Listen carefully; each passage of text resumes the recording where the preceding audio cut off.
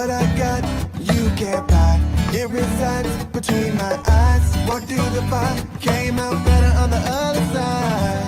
See, life's like a beach if you find the sand. And right now, I'm feeling like 100 grand. You are listening to Inspired Insider with your host, Dr. Jeremy Wise. Dr. Jeremy Wise here, founder of InspiredInsider.com, where I talk with inspirational entrepreneurs and leaders. Today is no different. I have Raphael Paulin-Daigle, founder, CEO of SplitBase. You can find him at SplitBase.com. And Raphael, I always like to point out other episodes people should check out of the podcast. And since this is kind of going to be schooling people in direct-to-consumer stuff and also agency stuff, I had Jason Swank on. That's actually how we met for the introduction.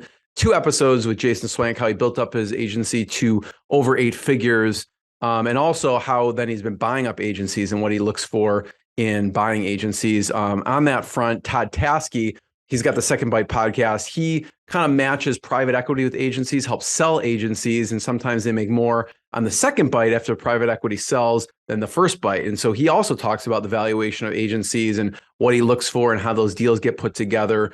And you know, I've had some D2C brands on here, Raphael, and some that you've worked with. I had Josh Elizalde, founder of Snow, who you've worked with. I've had some interesting, when I look back, Raphael, of some of the D2C brands, I've had a bunch of Shark Tank companies on. I had the founder of BedJet, Mark Aramley. I had Abs Protein Pancakes and Ice Shaker and Beatbox Beverages, and they all kind of just shared their journey. So those are interesting ones. And you know, this episode is brought to you by Rise 25. At Rise 25, we help businesses give to and connect to their Dream 100 relationships. And how do we do that? We actually help you run your podcast. We are an easy button for a company to launch and run a podcast. And we do the strategy, the accountability, and the full production execution behind the scenes. You know, Raphael, we call ourselves the magic elves that work behind the background to make it look easy for the host and the company.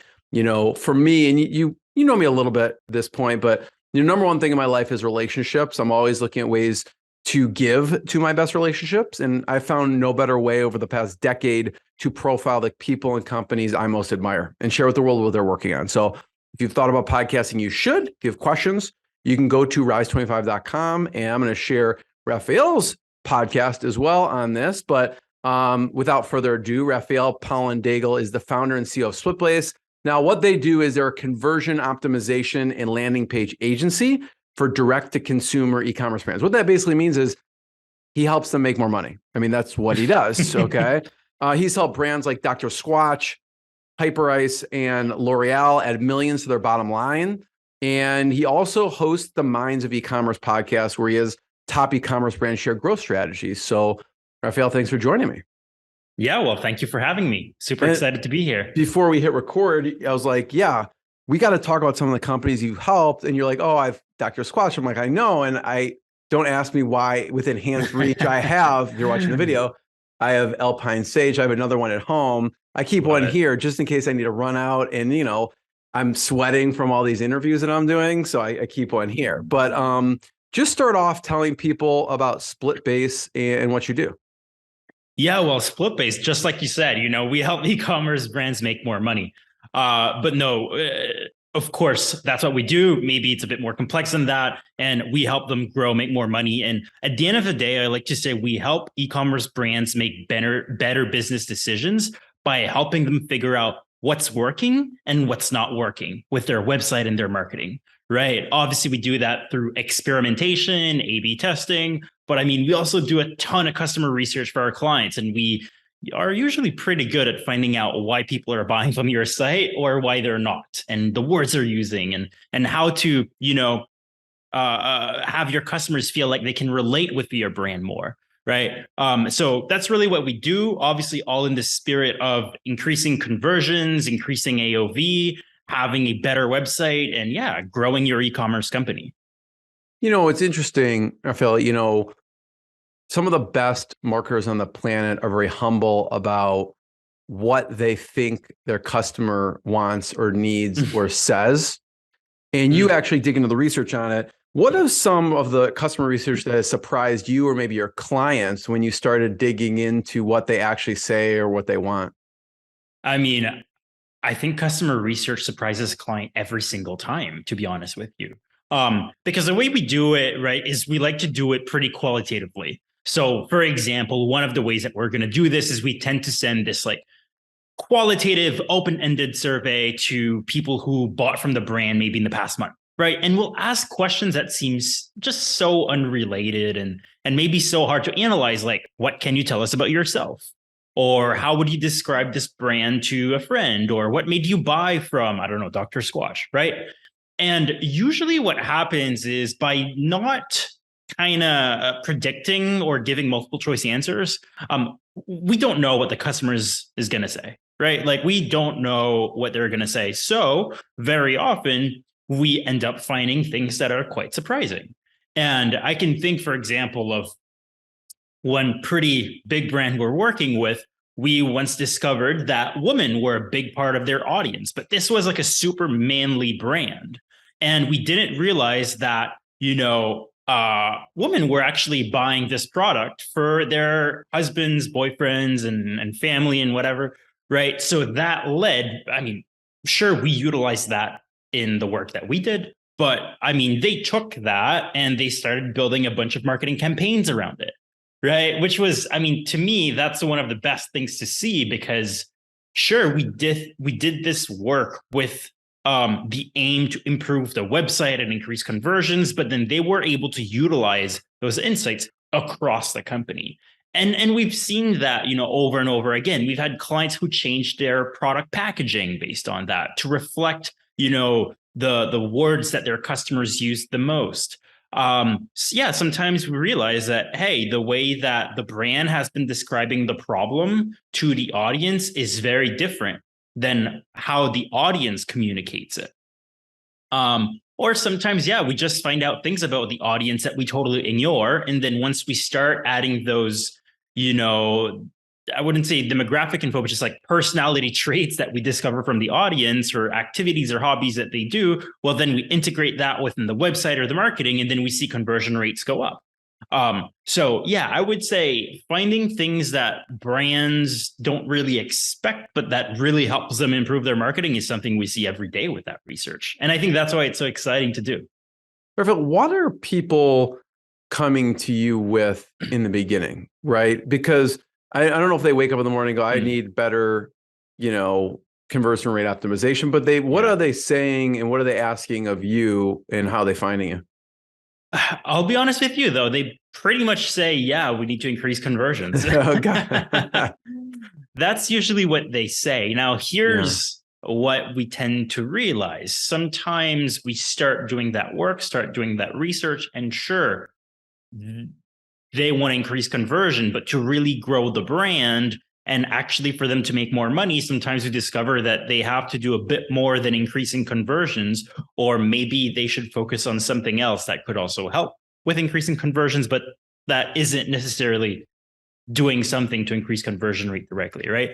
So I would say, most of the time brands, at the end of the day, brands just want to grow. Like our clients are very result driven. They're very ambitious people. We work with a lot of CEOs, even if the brands are like $50 million, $100 million, it's not rare that the CEOs are still on those calls with us, right? Like they end up realizing that conversion optimization is not just to see if they can increase conversion rate. They start seeing over time, after working with us for a while, that they can utilize conversion optimization as a way to test their business decisions and make sure that what they think is a good idea isn't actually going to do the opposite and tank their performance, because that happens sometimes, right? So they see us as a channel to innovate, but also sometimes as an insurance policy.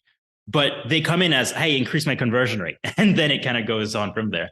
I want to know, and by the way, if you are listening to the audio, we're going to pull up some sites. I took the liberty of pulling up some sites that I'm going to put Raphael a little bit on the spot of walking through some sites. What is he seeing? I want to get in the mind of him and how would the SplitBase process work. So I'm going to pull up some sites in a minute. But when someone says that to you, Raphael, I want to increase conversions. Yeah. what are some of the components? I'm sure like a laundry list of things run through your head. What are some of the things that you are thinking through as like, okay, we need to make sure to check this. Yeah, well, I think when someone says that, a lot of people gravitate towards what are the best images I can use to improve conversions? What's the best headline? The truth is that's probably the last thing you should be looking at. And here's why. What we do is we tend to follow something called the Eisenberg's Pyramid of Conversion.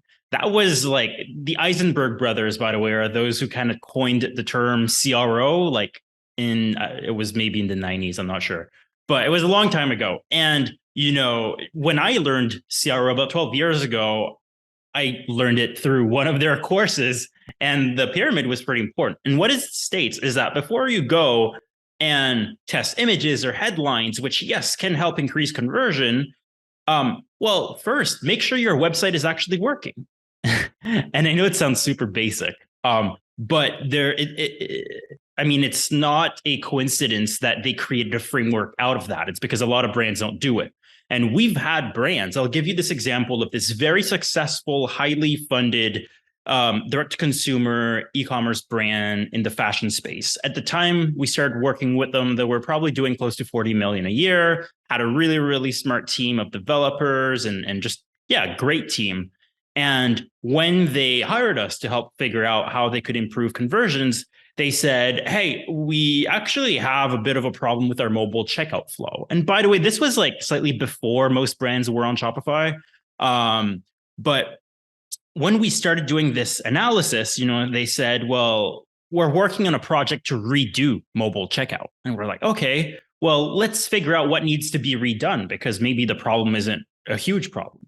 So as we kind of dive into it, we test the entire flow on different devices, different browsers, different screen sizes, under different circumstances. And turns out what we found through usability testing and session recordings mixed with our analytics is that for 15% of mobile users, the continue checkout button in the middle of the checkout flow was simply not visible. Like there was a bug that it wouldn't appear, which is crazy, right? When you think about it. So that's why we say, hey, before we go and we test what I call the sexy stuff, images, text, things that can help with motivation or tactics, right? Let's make sure everything is working for everyone. And you know what? In most cases, most brands that start working with us in the first couple of weeks, we're going to find some bugs, maybe not as dramatic as the example I just gave, but that I would say is the first step. Let's make sure accessibility, flow, all of that works and makes sense before we try to focus on other things. Yeah, there's a lot of low-hanging fruit and something maybe broken in just the flow itself, like you mentioned, before even going in deeper. Yeah, I love that. If you're watching the video, you can see we're at splitbase.com. And one of the things I like about your site, Raphael, is you have a there's a swipe files tab that you can click on. And what are some of the things that we're seeing here that obviously and think they're important because you have them as swipe files? Tell me about some of these. Yeah, what we wanted to do with the swipe file is we wanted to have finding a landing page for a brand tends to be a little difficult because you have to go through their ad library and then click on their ads. And most brands aren't using landing pages, unfortunately. They're leaving money on the table, but whatever. So we wanted to have a collection of both great and maybe not so great examples as well of landing pages. So we ended up building that collection internally for our own teams because we referenced it in our Slack channel all the time. But we said, hey, it's hard to sort through a Google Drive. And why not make this public? Because so many clients, sometimes ask for an example. So we just uploaded everything on our site. And what you see here is kind of phase one of many things we want to do with it. But it's a pretty big project. Now we've got over 1,000 examples of landing pages, navigation bars, carts, and PDPs on our site. But the next step is we're going to start scoring each of those so people can at least see, based on the SplitBase methodology, I guess the heuristic methodology, do we think this is a great page, or do we think it's maybe weak on a couple areas? And of course, most of these brands aren't necessarily clients. So there's hundreds and hundreds of brands in here. So we don't know how each of them perform, but from a heuristic standpoint, what do we think is good and what do we think is bad, without saying what we're saying is gospel, right? Because again, we don't have performance. It's all about testing. Exactly. Yeah. So as we're seeing here, you can see landing page, navigation, cart, collection, product page. Why don't we start with the landing page? You've mentioned landing page a few times. Which one should I click on and we can talk about? How about that NeuroMD? Because that's one page we built. Cool. So that NeuroMD page, now you're seeing the mobile version here. NeuroMD is a brand. They make this medical device that helps people with back pain get long-lasting pain-free back pain relief without meds or surgeries. There we go. I'm reading the headline, right? That page had just actually, I'll kind of backtrack. One of the challenges of the brand is this is a medical product, right? It's got a lot of, it doesn't have a lot of features, but at the end of the day, people will have a lot of questions about this product because it's a medical product. And most people who's had like pretty severe back pain have tried a lot of things. And this is right up my alley as a perfect. Yes. My background is biochemistry as a chiropractor. So I get that. Super interesting. Yeah. So that's the thing, right? Like so many people also don't want to get meds or don't want to get surgeries. And there's so much information to communicate because it is a medical product. But you're also not selling this to doctors. You're selling this. There's other pages that are selling it to doctors, but the goal of this page is to sell it to just regular people through Facebook ads, right? So the brand was, pretty successful. The product was proven, tons of great ratings, but how do we improve conversion and performance? When you look at that page, so we designed that and we wrote the copy, we came up with the strategy, and just to kind of cut to the chase, the performance of this page was between 52 and 56% better than the previous landing page that they used. Right. Now, what's, I think, great about this page, and it's also why I believe this page works, and this is our entire methodology, is the information, that we have on this page, the words, the layout, the flow, wasn't just random. It also wasn't just based on best practices of what we think should go at the top and what should go at the bottom. When we did that customer research, customer surveys, we did polls, we looked into customer support tickets, right? When we did that research, we really got to understand, what do people care about? There's a million things that can be said about this device, but if we say, what made you buy from NeuroMD, what will people say? So even if you just scroll up to the very top of the page, right? Like the headline I just read, get long-lasting pain-free back pain relief without meds or surgeries, that hits exactly what the words that people were using and what people were saying. The 60-day trial money-back guarantee, right? Well, this is an older audience that tends to be maybe a bit more skeptical of buying these products online, but they've also tried everything. So how do we make them feel more secure into making a purchase when they feel like they've tried everything? And on that note about trying everything, if you look at the subheadline, it says NeuroMD is not just another device. It's a solution that's helped over 50,000 Americans who felt like they have tried everything, finally relieve their back pain for good, right? So again, it kind of counter one of the potential unsaid objections by using the words that the customers are using. And now we're just talking about the top of the page. But and you have social proof there of thousands of reviews. So 50,000 Americans as well, right?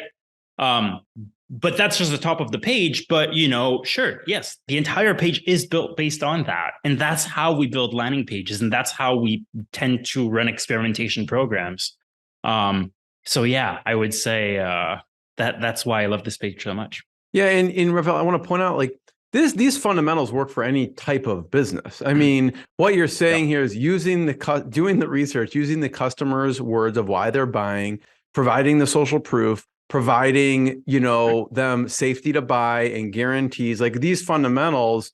So even if someone's listening, like, well, I don't have a device company. It doesn't really matter, right? It's for any company. Actually, these fundamentals apply. And if you go to this page, if you're again listening, this page is long. It's got a lot of information, but the joke that I've heard a lot of direct response marketers use is there's no such thing as long copy, just boring copy. So if it's doing its job, and you can see people, especially like you mentioned, for this type of device, they want more information. They want it backed. They want where is this going to help me? You have pictures, you have videos, you have where is this going to help me, exact location of the device. So again, this is probably all coming from the customer research of what people are asking or wanting or doing.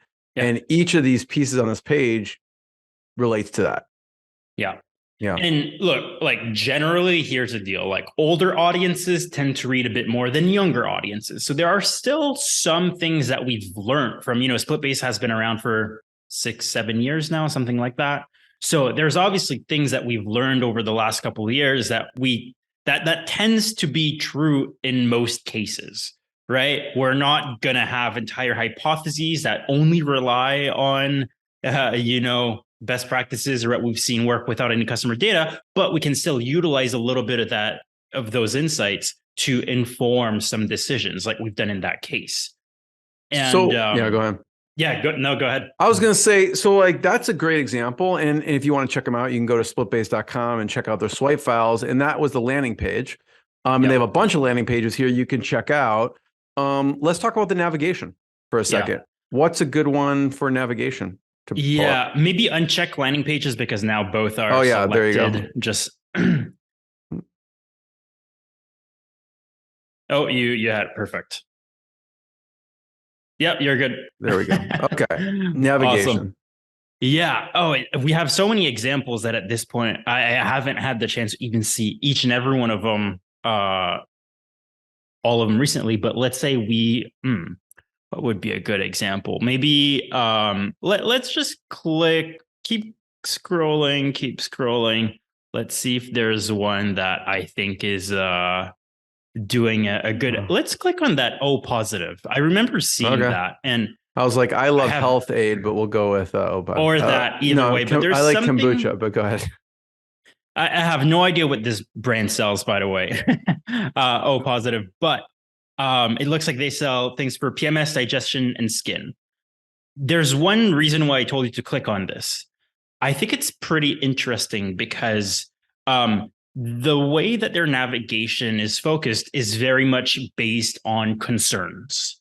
And this is a trend. I mean, I don't even want to call it a trend. I think it is just if you're trying to make your website more customer focused, by the way, which I think that's actually how you can increase conversions. It's the more your website serves your customer, that means the more clarity you're bringing to the table, the more you're providing the right information. And then I believe that's when people buy.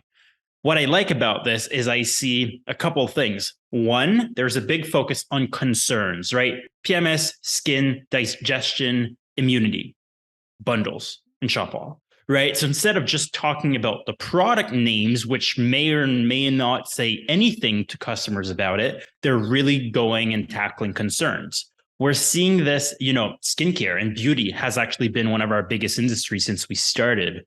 And one of the things that we've seen over the past 6-7 years evolve that's nearly always working with these type of brands is, especially for skincare, right?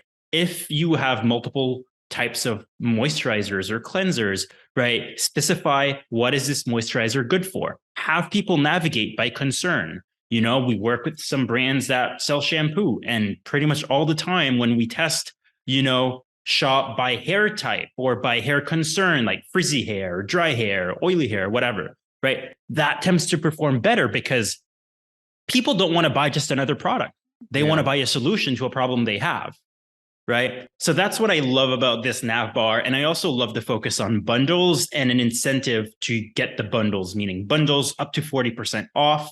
Right. I think a lot of brands are still underutilizing bundles, and they're an easy way to kind of push AOV a little higher by also giving people maybe a more complete experience of your brand instead of just letting them buy a single product. So, yeah, I do think that's a pretty solid look. I don't know their data. Again, disclaimer. But from a heuristic point of view, that nav bar is pretty neat. Yeah, I love what you said about people buy a solution to the problem they have, right? And in this situation, people, they're not just flouting the features of this, but the benefits to the pain point. And you can see, I'm going to their website for a second, but you could see they even have that on the label of their product. Yep. Right? Flow is the PMS and retro is glowing skin. And it looks like this is a supplement company. Yep. Yeah. To me. Yeah, gummies and capsules. So very interesting. Yeah. So we'll go back. So we covered landing page, navigation, and let's talk about carts for a second. Yeah, cart. Okay, let's see. I mean, you could click on anything, and if it's bad, I'll tell you. Maybe you click on Brightland. Let's go or Vital Protein. I take Vital Protein. Let's take a look at Vital Protein. Okay, well, I don't know how many steps there are in their checkout flow, but let's say, assuming people just clicked add to cart, and this screenshot we're seeing here is the cart page before checkout, right? There's a couple things, and we don't see much else of the website on this screenshot, but so I'm going to make a couple assumptions, but I think, this could be helpful, just kind of see how I'm thinking about the cart, right? The first thing I would be wondering is, one, I see shipping says cart calculated at checkout, taxes calculated at checkout, and so on. Now, one of the things I'm thinking is most brands these days have a shipping threshold, right? So spend $20, get free shipping. My question is, do they have that? Because at the end of the day, if they do have that, but they're not mentioning it on the cart page, that's a missed opportunity to motivate people to add more to their cart, right? Totally. And a conversion thing. Like if you're like, this is, whatever it is. Oh, you spend $99 and you get free shipping. Like, oh, maybe I'll just add another product. Yep, exactly. And I've seen brands, for example, where people do qualify for free shipping, and then they get to the cart page and it says will be calculated at checkout. And then, that's not ideal. It's like, hey, people, they qualify, motivate them, push them. If they qualify, tell them they qualify and let's be done with it, right? So definitely something I would say. On top of that, and I think this is probably going to be my favorite comment, is the truth is, any page that we're looking at, I don't know what's working and I don't know what's not working for them. The truth is, I can, give those suggestions based on a couple of things that I'm seeing that, yes, tend to work better than others. But the reality is, let's say we were to work with Vital Protein, what would we do? Would we just go in and start making a bunch of changes to their cart using best practices? Probably not. They're a big enough brand that sometimes even best practices don't work and can sink your performance. So would we go ahead and just make a bunch of changes? No. First, right, we'd want to follow what we call our testing trifecta methodology, which is before we make any changes or start testing anything, let's look at the analytics, right? If we look at this cart page, right, my first question would be, is it even necessary, right? I see it as a standalone cart page. Is it better maybe to have a side cart? Are people abandoning on this section a lot? Some brands are just better to go from cart ad to side cart to checkout, and some are just better from the product ad to the checkout. Less likely, but there are some of those situations. So we'd want to understand then when people are on this page, what are they clicking on? Does it look like there's some confusion? So we really want to understand that based on analytics. Once we have maybe a couple clues, that we obviously want to look at things like click maps, heat maps, scroll maps. Not that scroll maps are super important probably here, but I'm seeing with subscription you will receive. That seems to be below the fold. Are there some people that don't see it, and that could lead to some questions people are having? Maybe. If there's a ton of abandonment on this page, should we maybe run a poll that says, is there anything holding you back from completing your order today? Potentially, right? Like if it's a big problem, let's just go straight to the source and ask those questions. And usually after that research, we're going to come up with things that, yes, maybe things we technically would have recommended as part of best practices, but at least we have data that proves we should go ahead and test that and invest time and money into building an A/B test.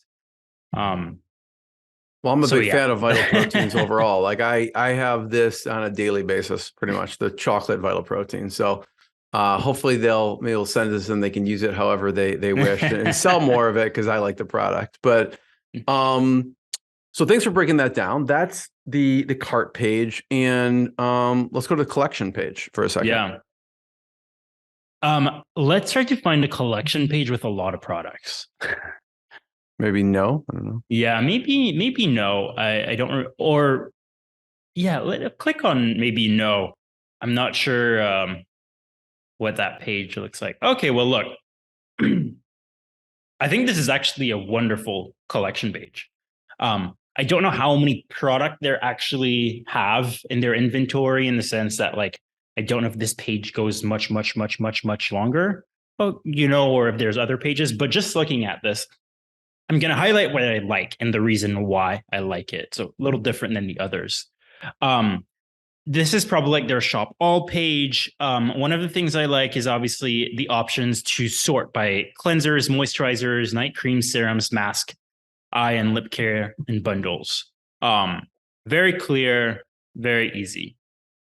They have the star reviews, 4.8 reviews, 4.8 star reviews out of 5.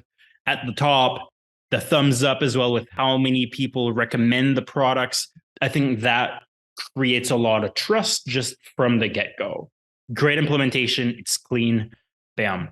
Now, those are things that I would test, right? But I'm seeing, okay, well, they're starting with the cleanser, the moisturizer, and the night serum, which I'm guessing in the industry, usually those are some of the top selling products, no matter the brand.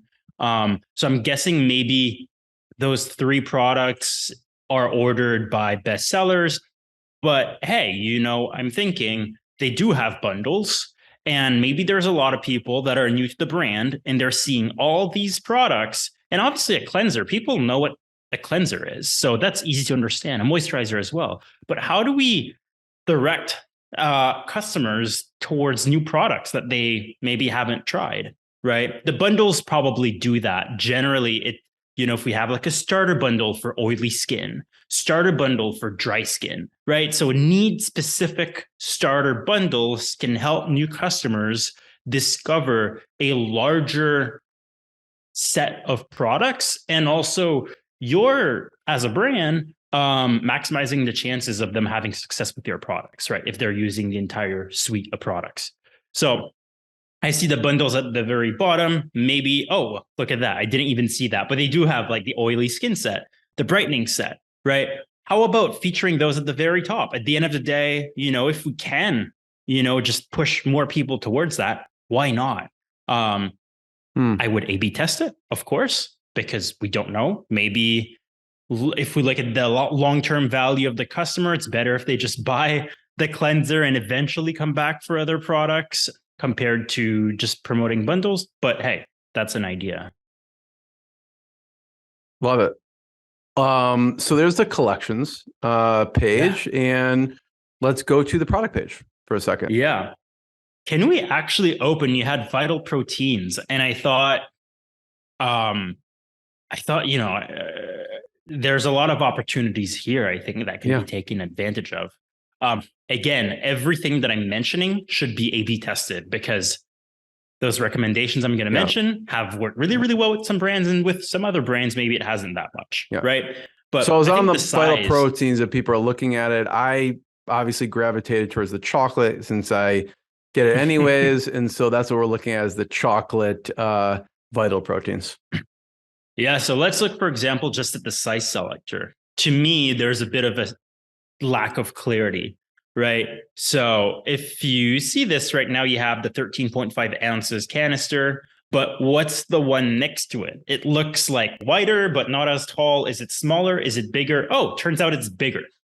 I assumed it was smaller, right? One of the things I wouldn't necessarily say, oh, just I didn't even notice that, by the way. Well, that's the thing. I just was assuming that I was on the 13.5. Yeah. If the sizes are not actually shown, no one's going to know by those two images that there's a bigger size or a smaller size. Like, it's not clear. And you obviously, as a brand, want more people to buy the bigger size. Chances are a lot of people wouldn't even realize that there is a bigger size because it's not indicated and you don't see it unless you click on the image. And does that second image really give you a reason to click on it? Not really. It looks like the same thing, except one is more squished, right? So definitely an opportunity there. Even within the size selector, I'm wondering, could we A/B test having the bigger size selected by default versus the smaller size? I mean, I know when I order, protein powders and creatine and everything, like, I always want the bigger size. I don't want to have to order every couple of weeks, right? So how about that? Or maybe we do run a personalization test where for new visitors, it's the smaller, but returning visitors, it's always the bigger, right? Opportunities there again. I see the size selector, right? 1, 2, 3. How about, just motivating people to buy more through discounts or bundle discounts instead of having something like this, something like we've implemented on Dr. Squatch's soap bars, where they have 1 bar, 2 bars, or 3 bars. And we've done similar things with a lot of different clients. Like if you click just on the pine tar bar, you should see it, unless there's a test running right now that see 1 bar, 2 bars, 3 bars. With Dr. Squatch, we never even bothered to like offer quantity discount because we didn't need it. But for a lot of other brands, the quantity could be bigger. Maybe it's 1 bar, it's $30, or well, I'm talking about the protein. Maybe when you get to 2, it's like 2 containers and free shipping. And then when you get to 3, it's 3 containers, free shipping, and 10% off, right? Lots of opportunities there, both just in the way the size is displayed and the quantity is displayed to increase AOV. And those are 2 ideas out of a million ways we could implement this, right? Yeah. I'm thinking, what other products go well with this? There could be checkbox upsells. There could be a built-in bundle builder that's included within this. So anyways, I could go on. I love it. Yeah. So that's kind of the product page piece. Let's take a look. I know we only have a couple more minutes. Yep. But let's just take a look at some sites, because I pulled some up ahead of time. Obviously, you just mentioned Dr. Squatch, which again, all these things you mentioned here, I actually buy the products. It's interesting. But a couple things you want to point out on the Dr. Squatch site. Yeah, well, you see, Dr. Squatch is probably, Dr. Squatch is a great direct to consumer success story. They went from being a small brand to advertising during the Super Bowl last year, right? And the funny part is we've actually been working with them for 4.5 years. So we've seen that growth pretty much from the beginning to today, and we're still working with them as well. I think one of the things that makes them so successful is, they really have that understanding of testing as a way of growing, right? They are really, really big on testing to making sure things that look better will actually perform better and won't destruct, or completely destroy their conversion rate. They really see it as a way, hey, obviously we want things to make us more money, but we also want to make sure that things we implement don't cost us more money, right? So they see it as a way to experiment more than a way of just getting quick wins. And that mindset is something that really the entire company has. And they've done a really, really great job kind of rolling this out across departments, how they do, just their product releases. And they're a prime example, I think, of why they were able to grow so fast. I'm not saying it's because of CRO, but it's because the mentality that they have, that obviously, our programs with Dr. Squatch have generated a minimum of $1 million a month in additional revenue generated. I'm saying a minimum because I haven't checked the updated number since like last year, and it was above 1 million last year. So it's probably even more now. But this, I would say, is one of the reasons why they're so successful, is because they have the right mindset when it comes to it. And So I want to talk. I pulled a couple up here. I don't know if you'd rather do other land, and I pulled up War Paint for Men. Which one should we look at? Because I think we only have time for one more. Okay. Yeah, I'm not super familiar with the brand, but the reason I told you to open it is because this is the perfect example of a brand that is a bit new to its market, right? So they are selling makeup for men, and it's not like, glittery makeup or anything. It seems like it's very much, hey, just make your skin look better, have more confidence in yourself. Obviously, you have a couple things there. One, men who aren't necessarily used to buying makeup will have a lot of questions around it. There might be some insecurities. There might be some concerns in terms of how it works. Will it be obvious that I'm wearing makeup, right? So how do you optimize for a site like that? Well, guess what? Sure, you could apply best practices, but the fact that, I don't know, a link is missing from some page may or may not be what helps you increase conversion the most, right? It might be answering your customers' questions that would help you increase conversions the most. So in this situation, this is a great type of brand where customer research is of foremost importance, because you get to find out, understand, and research, hey, why are people buying this, but also why are they not buying this? And then you get to kind of utilize that to shape your message and hopefully remove any hesitations, doubts, or questions that customers have in order to make the purchase. So that's why I wanted to go over that, because I think this is a brand that has to listen to their customers.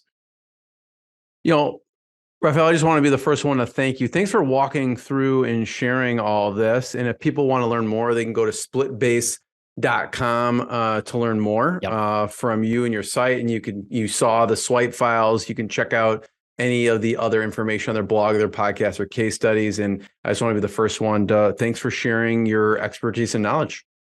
Yeah, thank you so much. That was a blast. Thanks, everyone. What I got, you can't buy.